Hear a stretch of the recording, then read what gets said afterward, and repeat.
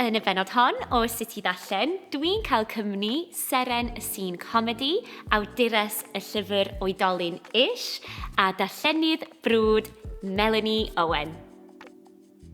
Croeso cynnes i chdi fy ngwestai arbennig ar y benod hon o Sut i Ddarllen, Mel Owen. Croeso, Mel. Sut wyt ti? Fi'n iawn. Diolch yn fawr. Diolch Emfar am gael fi fan hyn. Wel, diolch am dy gymni. Dwi mor hapus i weld chdi, a dwi'n edrych ymlaen gymaint i ddysgu mwy am y llyfrau sydd yn dy fywyd di.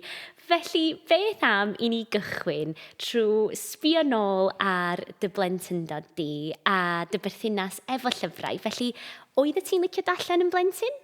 Mi oeddwn ni, ond dwi'n credu sy'n cael fy ngorfodi i ddarllen, achos mae dad fi'n caru darllen. Mae dad fi'n un o'r bobl really annoying yma. Ti'n rhoi fel llyfr iddo fe am Nadolig erbyn yr 27th, mae di gosben o. Ti'n fel rhoi fe nawr, mae fe'n gallu darllen mor gyflym.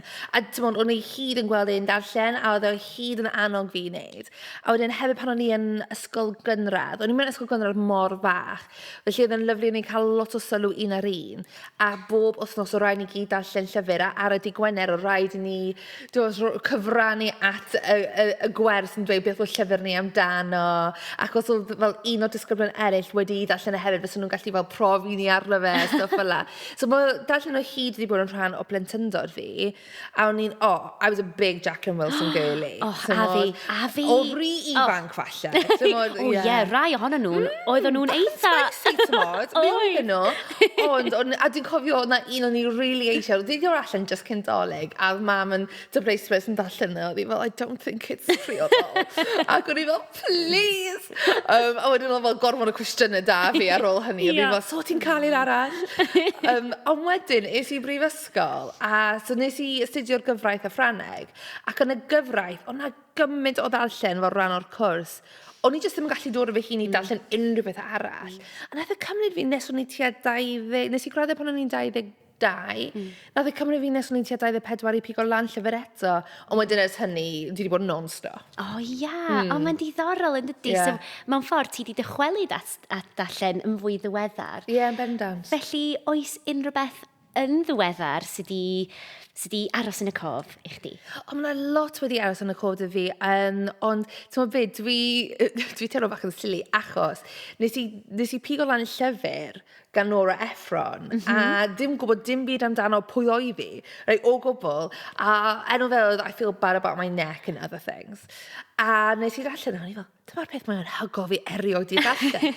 So o'n i fel, dweud o bobl, ti wedi clywed am y Nora Ephron ma? A pawb fel, mae'n really enwog. Nes i googlo hi, o'n i fel, oh no. Ond y peth dda yw nawr, dwi'n gallu darllen i gyd o back catalog hi, felly mor excited. Fi'n mynd ar gwyliau fi mewn 4 diwrnod, a best believe, mae suitcase llawn o'r Ephron fi. Dwi wedi darllen un ganddi hi, ond dwi'n cofio be di enw fo, ond nofel oedd o, ond oedd o'n ddoniol, fel mae un sgwennu yn... so fydd rhaid i fi... Be oedd yr un nes ti ddeud? I feel bad about my neck. Na i trio hwnna nesaf felly. Be arall wyt ti wedi pacio i fynd efo chdi ar dwyliau? Ti'n bod beth, dwi wedi pacio un newydd Gwenllian Ellis. Fi mor excited amdano hwnna. O'n i'n caru un cynta hi.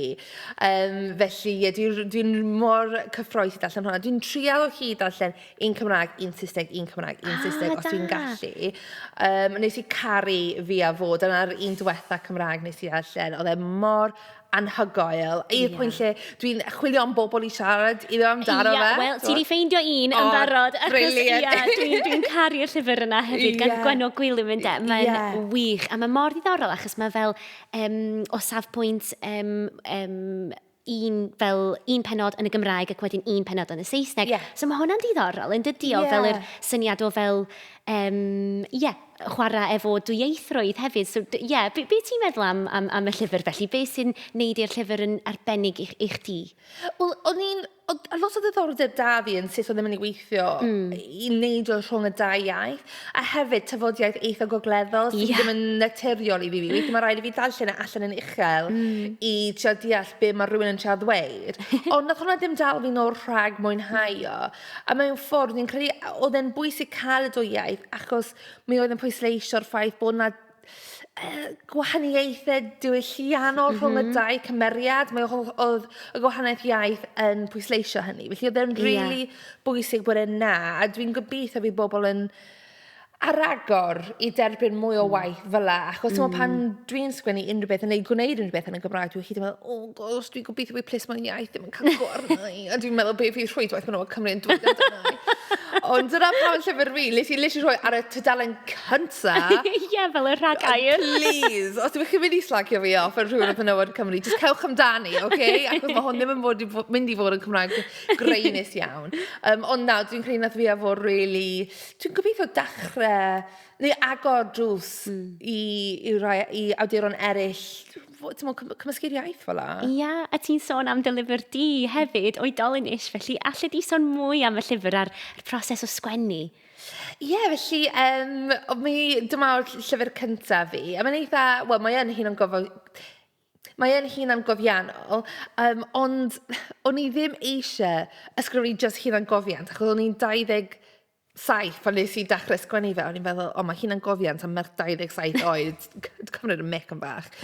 So o'n I fel, be allai gwneud? Ac o'n i'n meddwl, wel, na I gwneud e fel gwersi dwi wedi dysgu cyn troi'n 30. Nawr, dwi newid troi'n 30 nawr, a dwi'n edrych nôl ar y llyfr, a mae fe hyd yn oed yn wahanol I sut dwi'n meddwl nawr, ond mae hwnna'n dangos bod ni gyd yn datblygu o hyd.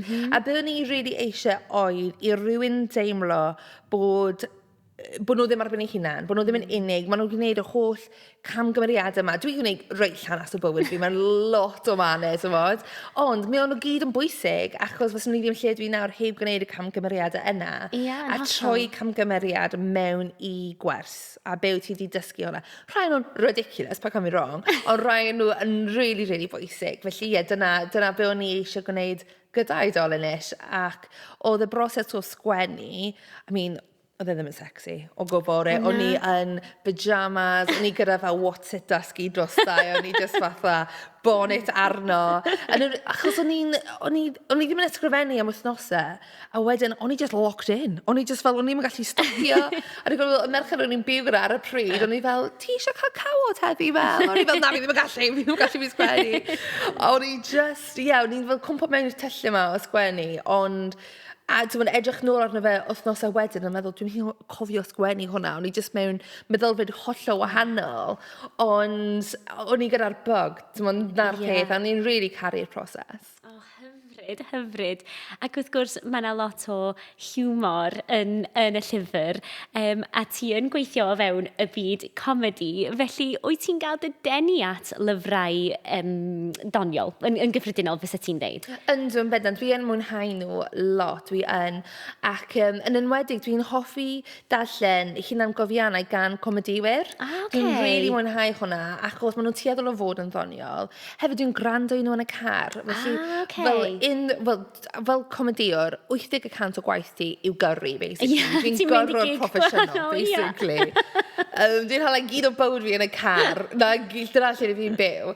Felly mae gwrando I audiobooks yn ffab, a hefyd ti'n clywed yn llais nhw fel arfer. Gwych! Ie, felly mae fe fel, ti'n cymryd hoff comedïwr ti, a wedyn mae gennych chi 8 awr o just humor nhw, mae fe'n berffaith.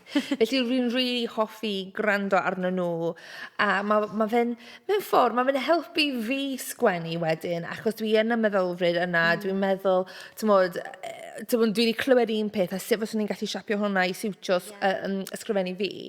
Ond hefyd, os maen nhw'n rhoi manylion am sut nath nhw parhau'n gyrfa nhw, a gwahanol ffyrdd mae bobl gwahanol wedi cyrraedd lle ma nhw, dwi'n weld hwnna mor diddorol. A dwi yn darllen lot o hunan gofiannau.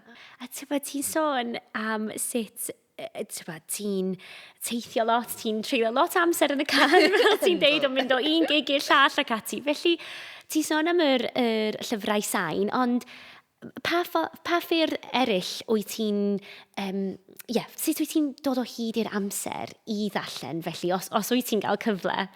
Ti'n be, mae fe ar to-do list fi bob dydd. Os wyt ti'n sgwennu to-do list felly, a wedyn, Ie, mae to-do list a fi bob dydd, felly mae yna rai tasks arno fe sy'n arno bob dydd, fel ysgrifennu a darllen, a stretcho, a unrhyw fel cerdded, fel gyd o'r stwff ma, a wedyn y tasg gwaith, bendant goffo wneud y diwrnod yna. Ond dwi'n rhoi nhw ar y to-do list, fel bod fi ddim yn teimlo'n eog am gwneud nhw. Os maen nhw yn bwysig. A felly fi yn rhoi nhw ar hwnna, felly pan fi yn ticio nhw off, dwi'n mynd teimlo fel, fi newydd mwynhau fy hunan gormod fyna, fi teimlo'n eog am cael gwneud, am lacio. Actually, mae darllen mor bwysig i gwaith fi, achos dwi'n rhywun sy'n ysgrifennu gymaint, heb darllen gallai ddim ysgrifennu, felly mae rhaid i fi darllen am gwaith fi. Hefyd, jyst am iechyd meddwl fi. A hefyd patrwm cysgu fi. Os, dwi'n caru bach o laptop ar y gwely, married at first sight, cwmpa i gysgu. Dwi'n caru hwnna, ond os hwnna bod yn treat i fi, achos ar bore nesaf dwi'n fel mor grogi, dwi'n ddim yn dda i fi. Os dwi'n gallu darllen yn gwely, zen. Dwi'n gwybod, ti'n teimlo, ti'n deffro'r bore wedyn yn dweud fel, fresh. Ia, dwi'n cytuno. Mae fe'n dda i ti.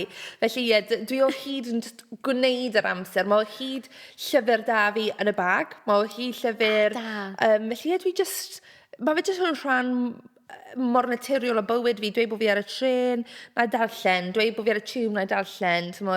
Lle bynnag dwi'n gyda 5 neu 10 munud i gwneud o, na i wneud siŵr bod fi'n gallu gwneud. Mae hynna'n ysbrydoledig. Dwi'n caru hwnna. Oes gen ti felly arferion darllen fel penodol? Fel, oes ti'n un sydd... Fel, sut ti'n teimlo am pobl sydd ddim yn defnyddio bookmark a maen nhw yn lapio'r tudalennau, enghraifft, yn lle? Dwi'n gwybod chdi yn adlu fel... Dwi'n eich stress. So fel, oes gen ti unrhyw arferion darllen fel na? Felly dwi'n newydd symud tŷ, a mi oes symud y llyfrau draw o hen di fi i'r tŷ newydd yn job. Achos maen nhw mor job. Yndi. A bod fi'n sôn bod fi'n hoffi llyfrau sain, dwi'n caru gweld y llyfrau dwi wedi darllen yn y tŷ. Dwi beth yn gwerthu mor o fel plant fi. Sa'i da plant a dwi'n dychmygu dyma sy'n ma'n teimlo. I just gweld nhw, fi'n mor proud yn nhw. Ond wedyn, so felly mae gen i'r un fel shelf lle mae'r llyfrau dwi heb darllen eto. A wedyn y shelf o'r llyfrau dwi wedi darllen. A gallai ddim cymysgu nes bod yr amser yn gywir. Felly, mae rhywun fel, gai menthyg hwnna, yn rhoi fy nôl ar y shelf wrong, a dwi'n gallu teimlo fi hynna'n vibratio. Absolutely not. Felly, dwi'n hoffi just cael nhw o gwmpas fi gymaint. Ond fel pawb, dwi'n meddwl, mae'r rhestr ein tŵr o llyfrau dwi heb darllen eto. Just yn adeiladu. Dwi o hyd yn oed dim mwy o llyfrau mis yma. A wedyn es i Shetland ac am fel wythnos i ffwrdd gyda ffrind. Ond ni ddim ond gyda fel hyn a hyn o lygyd. A ni reit ar y llinell pan wnaethon ni fynd. A wedyn trawn ni na, ti prynu 3 llyfr. O na! A rhaid fel, lle ti'n rhoi nhw? Felly mynd nôl ar oren, nes i goffod stwcio nhw yn pot fi. A mynd trwyddo fel hyn. Achos o'n i fel, dwi'n mynd i gadael nhw fan hyn, obviously. So just, llenwi TV gyda llyfrau. Dwi'n byth yn cael gwared o llyfrau dwi wedi darllen. Dwi'n fyswn ni'n caru TV i dechrau fatha boddi mewn i'r tir achos bod e mor drwm gyda'r holl llyfrau dwi wedi darllen. Ond na, dwi ddim yn hoff o troi'r tudalen lawr. Os dwi'n gallu, na ti'n cofio pa dudalen dwi arno cyn gwneud hwnna. Syniad da. Ond mae ffrindiau fi'n mynd bach yn stres os maen nhw yn 15 llyfrau fi, achos fi'n rhoi nhw in such good condition. Maen nhw fel, dwi ddim mynd i dod nôl fel hyn, a dwi fel, na, just cymryd yn ôl, then so ti'n gael. Hyn ydy'r peth, mae na fel book etiquette mewn ffordd yn does. Efo ambell i beth fel, os ti'n, os ti'n agor y llyfr a wedyn ti'n gael yr, fatha, dwi'n gwybod beth ti'n gael fo, ar y sbaen, os mae'n dechrau cracio, math o beth. Mae hynna'n gallu bod yn... Yndi.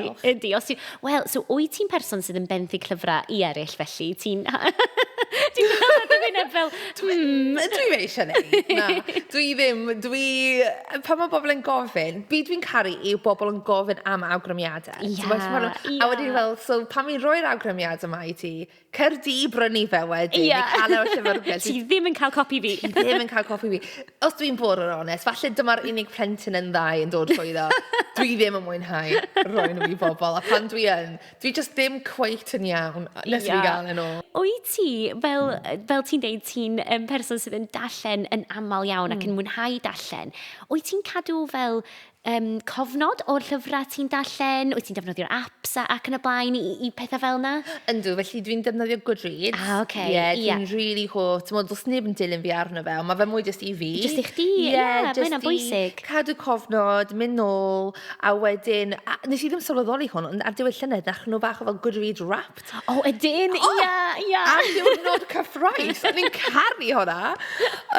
Ond ti'n edrych nôl ar beth ti wedi fel darllen, ar adolygiadau, a fawr ys i, mae neb yn dilyn fi arno fe, ond dwi'n hyd yn siarad mor garedig a dwi'n gallu gyda'r adolygiadau, achos dwi ar ôl ysgrifennu llyfr, dwi'n gwybod gymaint o dy hunan, ti'n rhoi ynddo fe, a mae fe mor personol. Hyd yn oed os wyt ti'n ysgrifennu ffuglen, ti dal yn rhoi dy hunan a dy galon di ynddo fe, a swn i'n cysau rhywun darllen adolygiad gen ddau a hwnna torri calon nhw. Felly dwi'n hyd yn trial ffeindio'r positif mewn rhywbeth dwi heb mwynhau. Ond hefyd, ac yn fe jyst yn cofnod i fi, dwi'n onest gyda'r ser dwi'n rhoi iddo fe a bob dim. A mae'na ddim lot swn i'n rhoi llai na 3. Mae hynna'n teg iawn, swn i'n deud. Diolch. Da iawn, chwarae teg. Mae hynna'n da iawn. Felly, pan mae'n dod i ddewis llyfrau, sut ti'n mynd ati? Wyt ti'n mynd i'r siop llyfrau a jyst yn gweld beth ti'n ffansio picio fyny, neu wyt ti'n gweld fel adolygiad ar Goodreads ac yn y blaen? Be di fel arfer di efo dewis llyfrau? Fi bendant ar ochr TikTok, sef BookTok. Dwi bendant draw fyna, gweld beth mae bobl yn hoff o ddarllen, be mae bobl yn siarad amdano ar hyn o bryd, felly y ffordd na dwi'n darllen lot o new releases, achos lot o'r amser mewn podlediadau mae bobl yn sôn am new releases, felly dwi'n darllen lot o nhw, gweld beth sy'n ar sylf mewn siop llyfrau, bendant, a dwi'n gwybod, y term na, like, don't judge a book by its cover, ond mae fe'n bwysig. Dwi'n meddwl mae fe'n bwysig achos dylse fe adlewyrchu naws y llyfr mewn ffordd, fyswn ni'n gobeithio. A felly, os mae hwnna yn denu fi, dwi'n credu bod hwnna'n arwydd dda. Wrth gwrs, mae yna rai pethau, mae bobl wedi awgrymu fe fi darllen, a fyswn ni wedi edrych ar clawr a dim darllen o, ond wedyn mor hapus bod fi wedi. Ond lot o'r amser, mae fe beth sy'n neidio allan i ddau, ond wedyn pan mae gen i'r tŵr o lyfrau adre, dwi'n necessarily yn darllen nhw yn yr orders dwi wedi prynu nhw. Mae fe mwy fel, dyma'r un actually sy'n siwtio be dwi eisiau nawr. Felly, dyn ni'n recordio nawr, mynd mewn i'r hydref. Felly, fyswn ni eisiau rhywbeth cysurus, bach yn fel, sy'n neud fi teimlo bach yn cozy adre. Ella fatha cozy crime neu rhywbeth fel yna. Felly, oes na lyfr ti'n edrych ymlaen at darllen ar ôl yr un ti'n darllen ar hyn o bryd? Felly, dwi wrth fy modd gyda Adam Kay fel ysgrifennwr. Mae fe mor doniol. Felly, mae fe'n comedïwr a ysgrifennwr nawr, ond mae oedd yn doctor back in the day. Ac pan o'n i ar fy saib o darllen, a ni jyst ddim eisiau pigo lan unrhyw beth, o'n i ddim eisiau darllen unrhyw beth ar ôl prifysgol, nes i weld ei lyfr o This Is Going to Hurt. A ni jyst yn rhyw gorsaf tren yn Llundain a gweld e, a ni'n meddwl, we'll pass the time ar y tren. Ac o'n i fel, mae hwn yn amazing. Oedd e mor funny.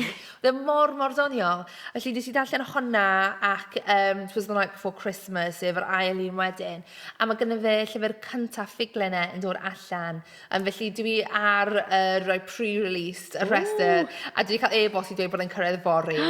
Cyffroes, Felly, dwi'n gobeithio dyna fydd nesaf. Cyffroes, da. Felly, ti'n sôn am fel nofelau a fel hunangofiannau ac ati.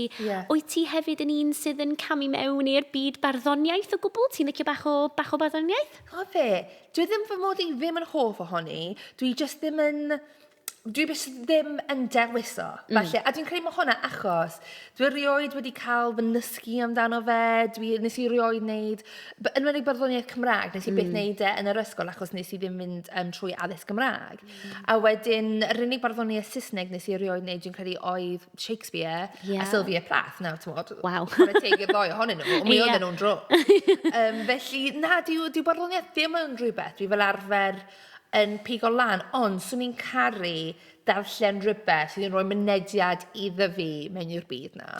Wel, mae hynna'n diddorol bod ti'n deud hynna, achos mae gen i rhywbeth ar y bwrdd o flaen i, actually. Ella fydd o ddiddordeb. So, mae hwn yn llyfr o'r enw o Ffrwyth y Gangen Hon, sydd wedi cael ei golygu gan Nia Morais, a mae'n gasgliad o farddoniaeth gan ferched, jyst am bethau gwahanol. Ond o'n i jyst yn meddwl, gan dy fod i wedi sôn am Gwenno Gwilym, mae ganddi hi cerdd hyfryd yn y gyfrol yma. Mae'n gymaint o gerddi lyflu yn y fo hefyd. So jyst yn meddwl, ella gan bod ti'n licio gwaith hi, ella fysa ti'n licio, ella sa ti'n licio hwnna. Na, croeso, dim problem. O'n i jyst yn meddwl, gan bod o'n edrych i fyny arna i ar bwr, ella sa hwnna'n un dda. Diolch. Da, felly dwi eisiau gwybod hefyd, oes gen ti hoff siop lyfrau, neu hoff lyfrgell o bosib? Felly, y Llyfrgell yn Aberystwyth, mae'n rhaid i fi ddweud. As in y llyfrgell, llyfrgell mawr.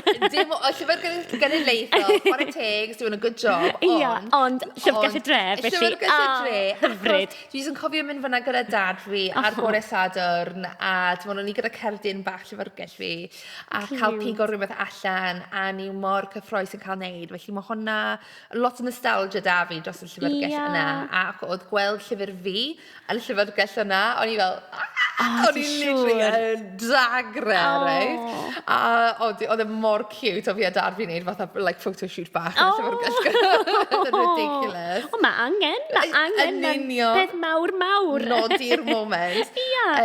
Ond hefyd, dwi'n fan enfawr o Gwyl y Gelli. O, gwych, Felly, pan dwi'n mynd i Gwyl y Gelli, dwi basically fatha Siôn Corn gyda sach, dwi'n agor gyd o'r llyfrau ma mewn.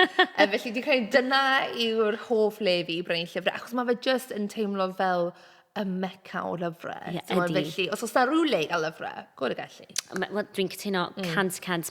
Dwi ddim ond i bod unwaith, ond mae o braidd yn overwhelming yn dydio, achos mae yna gymaint o fel digwyddiadau a'r fel y siop. Siop yn anhygoel, ond mae yn, yr book lover's dream yn dydio. Mae o, a ti jyst eisiau gorwedd lawr yn canol fe, basically. Felly, oes na lyfr sydd wedi cael dylanwad enfawr, fysa ti'n deud, arna chdi fel person, neu yn dy yrfa di o bosib? Oes na lyfr penodol, sa chdi'n deud? Yn bendant, felly... Ti'n meddwl beth, mae'n really anodd i dewis un, ond dwi'n credu Noughts and Crosses gan Mallory Blackman. Oedd e mor dylanwadol ar fi. Yn enwedig, achos nes i darllen yn eitha hwyr, lle mae lot o ddisgyblion yn Lloegr yn darllen efo ran o'r syllabus ysgol, ond wrth gwrs i ysgol yng Nghymru, a ddim ar y syllabus pan o'n i'n yr ysgol. Felly, oedd yn eitha hwyr nes i fi clywed amdano fe, nes i darllen yn 2020 pan oedd bob dim yn cicio'n off gyda symudiad Black Lives Matter. Ac oedd un o'r llyfrau yna, oedd bobl di awgrymu, bobl cael darllen jyst i deall beth oedd profiadau bobl oedd ddim yn wyn fel yn y Deyrnas Unedig. Ac ar y pryd, o'n i'n jyst yn teimlo mor unig fel person, a tymod felly, a ddim yn gymaint o marciau cwestiwn dros o pwy oeddwn ni, hunaniaeth fi, sydd o'n gweld fi hunan, sef o bobl eraill yn gweld fi, a ni o chi jyst yn edrych am rhyw fath o cysur, oedd yn gwneud i fi cael fy nheimlo fel bod rhywun yn deall fi a be o'n i wedi'n mynd trwyddo. A felly, nes i darllen hwnna, a oedd e mor dda. Oedd e mor bwysig, dwi'n meddwl. A dwi dal i feddwl, bod e'n YA, mae fe am oedolion ifanc, mae fe mor bwysig i unrhyw un gallu darllen o, just i deall be mae fe fel i bod ddim yr un normal. A di hwnna jyst ddim gorfod meddwl hil. Mae fe'n gallu meddwl rhywedd, falle rhywun anabl, unrhyw beth sydd jyst yn setio chi fel lleiafrif. A be mae'r bywyd fel lleiafrif fel. Mae fe'n llyfr mor dda, wedyn wrth gwrs mae gwell y gyfres, os ti'n caru'r un gyntaf, you're in for a good ride. Mae'n 86 yn o. Ond mae'n really dda, a nath hwnna really taro fi ar y foment o'n i angen o. Ti'n gwybod be, dwi'n mor falch bod ti wedi sôn am y llyfr yna. Dwi'n caru'r llyfr yna hefyd. A mae'n un o heina fel fysa ti os ydych chi yn gallu mynd nôl mewn amser a darllen o eto am y tro cyntaf. Ti'n gwybod beth dwi'n meddwl i brofi fo am y tro cyntaf eto. So dwi'n mor falch bod y llyfr yna yn cael sylw yma ar y podlediad, achos dwi'n gobeithio fydd pobl yn mynd i ddarllen hwnna, achos, fel ti'n deud, mae'n llyfr really bwysig, a just mor deimladwy yn dydio. So mae hwnna'n, a dwi'n fan mawr ohono hi, mae hi'n amazing yn dydi hi. Mae mor cool. Yndi mae hi. Mor cool hi pan fi'n tyfu lan. Ia, yn union. Hyfryd iawn. Dwi'n mor falch ti di sôn am hwnna. Felly, ti'n sôn am, llyfr sydd wedi bod yn dylanwadol, ond ar y llaw arall, oes na unrhyw lyfrau ti di marw isio mwynhau, ond falle dim cweit, neu ti'n bod fel sydd, ti ddim cweit mor mae'n gan o gwneud yn gwybod. Ti'n gwybod beth, felly, bawyd ys big Jacqueline Wilson girl. Ond yn ddiweddar, mae Jacqueline Wilson wedi dechrau sgwennu llyfrau i oedolion. A mae di dod a rai hollol newydd, ond mae rai di bod fel continuation o'r hen lyfrau. Felly, o'n i mor cyffroes, achos ti'n mor fel yr Girls series oedd dwi'n cofio'n iawn. Back in the day. A ni'n mor cyffroes i darllen yr un diweddar and on Think Again. Ti wedi darllen o felly? Dwi heb eto. Nag di. Na. Tor galonis. Ond ti'n nes i darllen yn nes y diwedd, just allan o nostalgia. Hyn ydy'r peth, nostalgia yn gymaint o beth, ydy. Ond yn anffodus, oedd e ddim taro, ddim o gwbl, felly. Wel, weithiau, ti'n bod fydd o'n hoff lyfr i rywun arall, a mae hynny yn iawn, yn dydio. Yn union. Felly, beth am lyfr fysa ti isio i bawb darllen, ti'n bod, os oedd na dim ond un llyfr i awgrymu i bawb. Pa un fysa ti'n dewis? Dwi'n gofyn y cwestiynau mawr fan, Mel. So fe un dwi'n meddwl sydd yn ffantastig, mae fe mor dda, yw Little Fires Everywhere gan Celeste Ng. Mae e'n bendigedig, a ni'n gwybod oedd y gyfres teledu yn boblogaidd. Hyd yn oed os chi wedi gweld y gyfres, darllenwch y llyfr, achos mae fe mor dda. Oedd e un o'r hyn, na jyst cymryd dros y bywyd fi. Wel, pan chi fel, sut ydw i fod yn mynd i gwaith heddi?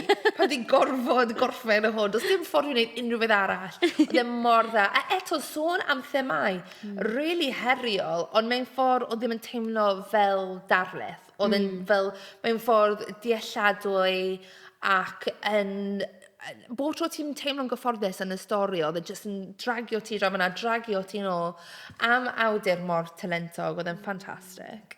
Gwych, mae hwnna'n awgrymiad da. Dwi wedi gweld y cyfres teledu, ond dwi heb ddarllen y llyfr, felly fydd rhaid i fi... Mae hynna'n neud i fi feddwl wen, wyt ti'n un sydd yn darllen y llyfr a wedyn gwylio'r ffilm neu'r cyfres teledu? Wyt ti'n neud hynna, neu ti'n neud yr ffordd arall rownd? Dwi'n siarad o hyd gwneud y llyfr yn gyntaf. Ond wedyn, dwi'n gwyllio, a pan fi'n gwylio fe ar y teledu neu yn ffilm, achos dwi'n fel, dim dyna beth oedd yn edrych fan y pen fi, dwi'n ddim yn gywir, neu fi'n edrych am tyllau, felly dwi'n gallu meddwl am enghraifft arall, ond dwi'n hyd yn mwy hoff o'r llyfr, dwi'n meddwl, ond eto mae yna rai sy'n gallu bod mor wahanol yn does. Mae'r llyfr yna jyst yn, bendigaidd, byth gofiadwy. Wel, mae hwn di gael ei ychwanegu i restr fi, felly, diolch am hwnna. So, oedd ti'n sôn yn gynharach, dy fod ti'n hoff o ddarllen llyfr yn y Gymraeg ac un yn y Saesneg wedyn. Oedd ti'n neud hynny felly un ar ôl y llall, neu ar yr un pryd? Be di fel yr... beth wyt ti'n neud? Weithio ar yr un pryd, ond fel arfer un ar ôl y llall, fel bod fi'n gallu adeiladu bach o momentum.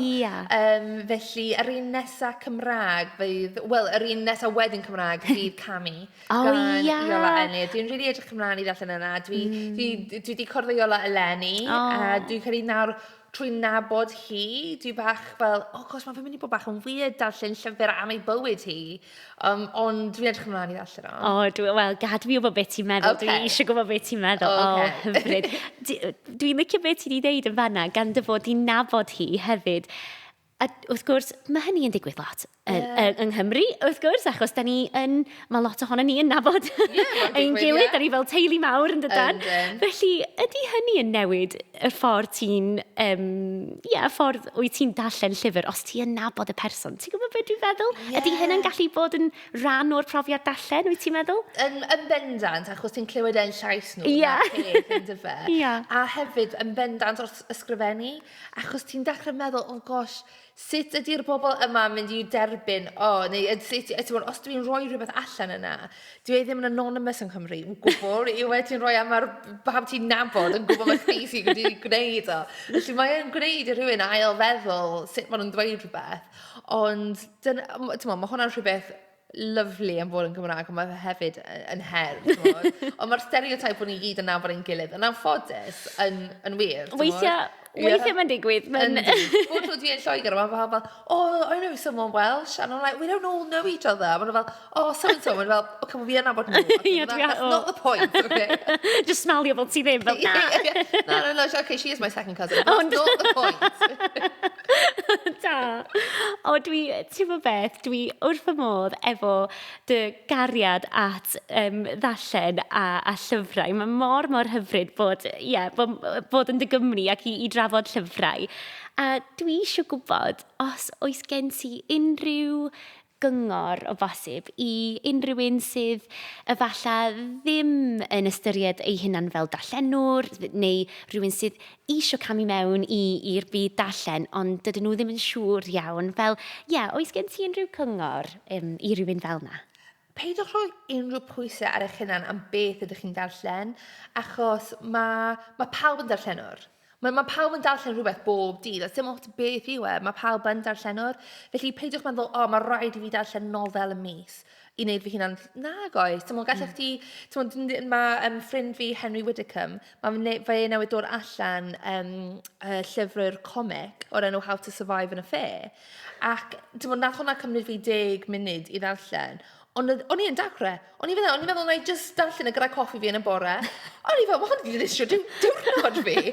Ond oedd e'n beautiful, oedd e'n mor pwerus. A 10 munud o cartoons o hwnna, ac illustrations. Felly, mae hwnna dal yn cyfri fel darllen y diwrnod yna. Felly, dim ots beth yw darllenwch. A hefyd, swn i'n dweud i unrhyw fel rhieni ac athrawon, peidiwch dweud wrth eich plant, mae rhaid nhw darllen y llyfrau bwysig yma. Dwi'n siŵr na nhw dod i llyfrau fawr diwylliannol yna ar rhywbryd yn bywyd nhw. Ond os maen nhw weithio darllen, dwi'n cofio ges i gymaint o stŵr adre, achos o'n i'n darllen Angus Thongs and Perfect Smoking. Mae'n yn clasic. A dad fi fel, beth yw hwn? Beth yw hwn? Mae'n roll dal am cloc. Darllen hwnna. Ond i'n meddwl, I want to drink a Father Fangs. Ond, ti'n bod, dyna o'n i eisiau darllen ar y pryd. O'n i'n curious. Felly, ti'n bod, peidiwch, os maen nhw eisiau darllen, gad nhw darllen be bynnag yw e. Felly, mae pawb yn darllenwr. Dwi'n cytuno 100% efo chdi. Mae hynny yn neges mor bwysig. Felly, diolch o galon i chdi am rannu hynna. Dwi'n cytuno, mae'n mor... mae'n just hyfryd clywed dy safbwynt di yr ffaith bod ti'n deud, mae pawb yn darllenwr. Dwi'n, fedra i ddim deud unrhyw beth arall, ti di deud y cyfan yn fanna mewn ffordd mor lyflu. Felly, diolch o galon i chdi Mel am dy Gymru ar sut i ddarllen. Mae di bod yn hollol hyfryd gael dy Gymru. Felly, diolch am sgwrsio efo fi. Diolch, dyma'i breuddwyd fi, felly diolch yn fawr iawn. Wel, diolch i chdi, hyfryd. Diolch yn fawr iawn am wrando ar y bennod hon o Sut i Ddarllen. Mae penodau eraill y gyfres ar gael yn y llefydd arferol i gyd. A chofiwch bod y llyfrau da ni wedi trafod ar gael yn eich siop lyfrau leol.